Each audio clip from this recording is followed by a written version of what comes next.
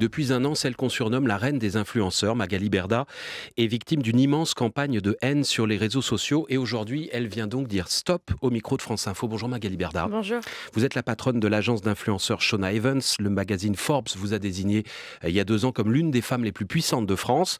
Vous gérez donc les affaires de nombreux influenceurs, cette profession controversée qui consiste à profiter de sa notoriété pour faire la promotion de certains produits sur les réseaux sociaux. Et je précise que vous êtes également visé par une enquête, on va en reparler, pour pratiques commerciales trompeuses. Pour comprendre ce qui vous arrive aujourd'hui, il faut d'abord remonter un tout petit peu le fil du temps. Depuis un an, vous êtes donc dans le viseur du rappeur Booba, qui compte 6 millions d'abonnés sur Twitter. Il vous accuse de faire la promotion de produits douteux, d'être, si je simplifie un peu, une arnaqueuse. Il vous qualifie d'influx voleur et une partie de ses fans s'est donc lancée dans une campagne de haine contre vous sur les réseaux sociaux. Est-ce que vous pouvez tout d'abord nous dire à quoi ressemble une journée ordinaire de Magali Berda quand vous ouvrez par exemple le matin au réveil votre compte Twitter ?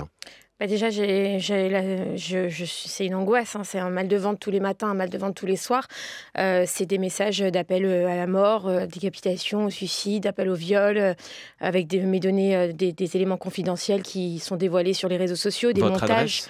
Mon adresse. Alors là, par exemple, le week-end dernier, Booba a posté l'adresse de l'école juive de mes enfants. Ce sont des écoles qui sont sensibles.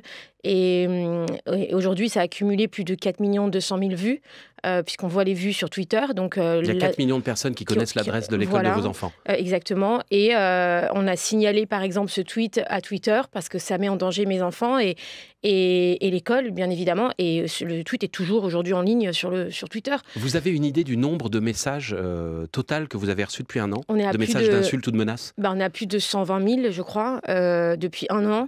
Et plusieurs centaines, voire peut-être milliers, plusieurs centaines, je pense, de Booba, qui alimente son compte chaque jour, quasiment chaque jour, à fake news, avec des montages, avec une fausse sextape, qui dit que je suis le Mossad, des choses qui ont absolument rien à voir avec les placements de produits. Et avec les faits qui vous sont peut-être reportés il n'y a rien qui m'est reproché, en fait. Puisqu'il y a une enquête qui est ouverte. Oui, mais c'est une plainte de Booba, donc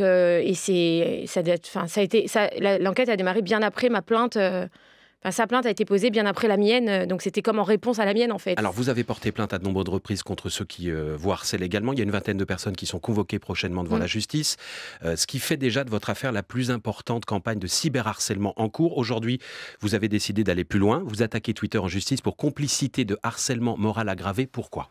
Parce que Twitter est au courant des faits. Ils ont d'ailleurs reconnu que les contenus de Booba étaient illicites. Ils ont supprimé plusieurs contenus. Mais comme Booba tweet tous les jours et fait ça de Miami, il est à l'étranger, il a été convoqué par la police. Il ne s'est pas présenté à ces convocations policières. Donc la question, c'est... moi, je pose vraiment la question de la responsabilité de Twitter, parce qu'aujourd'hui, c'est quoi la fin ? En fait, qu'est-ce qui va m'arriver ? Qu'est-ce qu'on attend ? Là, il a diffusé... des photos de l'entrée de mon bureau. On a déménagé exprès aussi pour être tranquille. Quand vous contactez Twitter, ils vous disent on ne peut pas faire plus. En fait, ils nous disent qu'ils constatent qu'il y a des contenus qui sont illicites, qu'ils vont les supprimer, on a une lettre officielle qui reconnaît les contenus illicites de Booba, mais je pense que, à mon sens, aujourd'hui, le compte de Booba apporte de la visibilité. Il a quand même 6 millions d'abonnés, donc fait du trafic et apporte certainement des revenus à Twitter. Mais le sacrifice humain, en fait, c'est pas possible. Moi, j'ai une famille, j'ai des enfants. C'est pas normal. Vous avez essayé d'entrer en contact directement avec lui, avec Booba ? Absolument pas. De se parler, tout simplement ? Mais je ne peux pas parler avec une personne qui m'harcèle. Vous savez, les victimes d'harcèlement, c'est de la violence morale, c'est de la violence psychique. On a eu aussi de la violence presque physique. Ma fille a été... alors je sais, il y a une enquête en cours, donc est-ce que c'est lié à ça ? Mais je pense... bref. Ma voiture a été massacrée, mon bureau a été cassé 3 fois. On a des menaces de mort tous les jours. Je pense qu'il n'y a rien à discuter. Je veux dire, on ne demande pas à une personne qui est agressée physiquement si elle veut discuter avec son agresseur. L'agression morale, c'est violent aussi. Booba affirme que vous aussi, vous avez cherché à l'intimider jusqu'à son domicile pour vous venger. Non, je suis obligé de vous demander si c'est le cas ou pas. Non, il a dit que j'étais le Mossad. Oui, il dit aussi que vous avez cherché à vous venger directement. Non, que j'ai envoyé le Mossad. Il a dit, mais je pense que vous savez, vous en tant que journaliste, que c'est le Mossad et vous savez que c'est pas... Service secret israélien. C'est n'importe quoi. À part m'attirer des tweets antisémites, Enfin, je veux dire, mais c'est comme il m'a inventé une sextape aussi, puis comme il a inventé qu'effectivement, on arnaquait les gens. Aujourd'hui, la société a été contrôlée par la DGCCRF, il y a eu 0 amende. C'est des fake news tous les jours, des audios qui sortent de moi, qui sont trafiqués. Enfin, c'est non-stop, en fait. Le mois dernier, sur France Info, le ministre de l'économie, Bruno Le Maire, a apporté son soutien à Booba dans le combat qu'il mène pour réguler votre profession. Comment vous avez réagi ? Très mal, parce que je trouve que c'est quand on dit Booba a raison, et quand Booba, par exemple, dit que je suis le Mossad, dit que je suis pas juive, dit que je suis ceci, dit que je suis cela, poste des choses qui sont... Enfin bref, il a été convoqué par la police, il ne se présente pas à ces convocations policières, il agit depuis Miami, un ministre ne peut pas dire Booba a raison. Enfin, vous auriez voulu qu'il ait un mot aussi pour ce que vous vivez, vous ? Mais c'est une évidence. D'ailleurs, il s'était engagé, le cabinet du ministre, on les a eus par SMS et avait dit qu'il était censé en parler le lundi à la conférence de presse. On n'a pas vu un mot.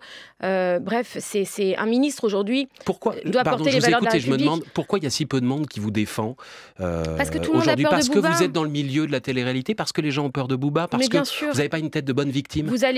Déjà, en France, certaines politiques choisissent leurs victimes. Je dis certains parce qu'il y en a peut-être 2 ou 3 qui ont eu du courage. Mais certains politiques choisissent la facilité et voilà. Et oui, c'est triste parce que on peut pas choisir sa victime, on peut pas cautionner ce qui se passe. On est dans un état de droit et on n'est pas le tribunal n'est pas les réseaux sociaux en fait. Il y a une loi qui est en cours d'examen pour réguler le monde des influenceurs. Il y en a 150 000 en France. Elle prévoit d'interdire la promotion de la chirurgie esthétique, par exemple, des placements financiers à risque également, d'obliger les influenceurs à indiquer quand ils sont en contrat avec une marque, ce qui semble tout de même un peu normal. Est-ce que vous faites aussi votre mea culpa en ce moment en vous disant oui, ces dernières années, on a profité du flou qu'il y avait dans la loi pour faire un peu n'importe quoi. Non.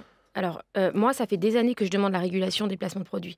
C'est un peu trop facile aujourd'hui de dire « Ah Booba, qui a 6 millions d'abonnés, il se défend d'un cyberharcèlement en disant « Bah non, mais en fait, moi, je dénonce. » Non, il a démarré à harceler sans parler de placement de produits. D'ailleurs, ma plainte a été déposée le 23 mai. L'enquête est ouverte le 1er juin. Il a déposé plainte sur les influenceurs fin juillet. Donc, il y a un calendrier qui est très clair et très concret. Vous n'avez jamais rien fait d'illégal. Mais non, nous, on a été contrôlés par... Ce qui ne justifierait en rien ce qui vous arrive aujourd'hui. On est bien tous d'accord là-dessus. On a été contrôlés par la répression des fraudes. Aujourd'hui, la police, la répression des fraudes, c'est leur travail. C'est pas le travail de Booba de balancer des fake news sur quelqu'un toute la journée. Voilà. Merci. Laissons faire la justice, c'est le mot de la fin. Merci Magali Berda, fondatrice, patronne de l'agence d'influenceurs Shona Evans, qui porte plainte donc contre Twitter pour complicité de harcèlement. Merci d'être venue le dire ce matin au micro de France Info. Merci à vous.